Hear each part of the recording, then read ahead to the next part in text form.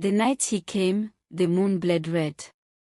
Emperor Edward Blackthorn arrived in ABBA with fire and steel, his army of red-coated soldiers marching like demons through the heart of the village. The people of ABBA had never seen such horror: houses burned, men slaughtered like goats, and women dragged from their homes, screaming into the darkness. The stench of death filled the air, and the once peaceful village became a graveyard of shattered lives.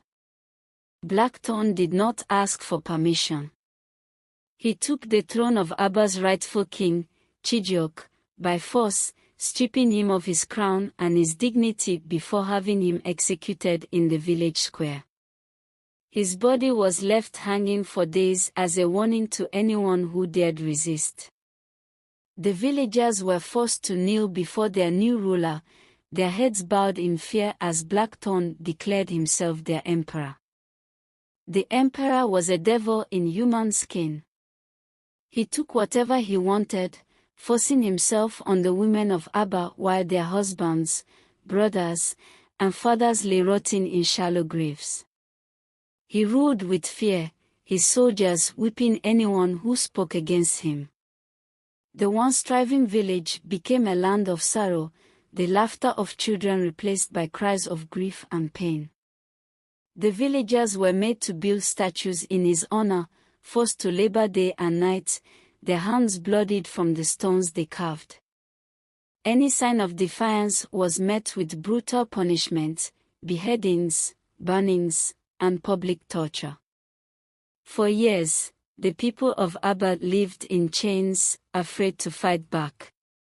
They whispered in hushed voices, their spirits broken.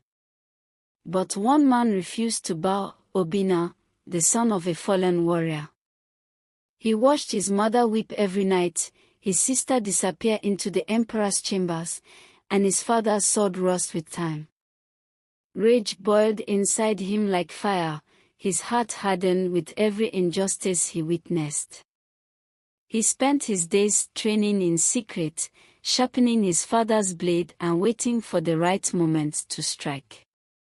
One fateful night, when the emperor lay drunk in his stolen palace, Obinna struck. With the spirit of his ancestors guiding him, he crept into the chamber and plunged his father's blade deep into Blackthorn's chest. The wicked emperor gasped, his eyes wide with shock as blood spilled from his mouth. Obinna twisted the blade, whispering, "For ABBA."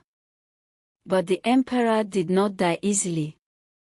He fought back, knocking Obinna to the ground, reaching for a pistol at his bedside. Obinna dodged the shot and lunged again, stabbing him repeatedly, each thrust fueled by the pain of his people. At last, Blackthorn fell, his lifeless body collapsing onto the silk sheets he had stolen from the people he had tormented.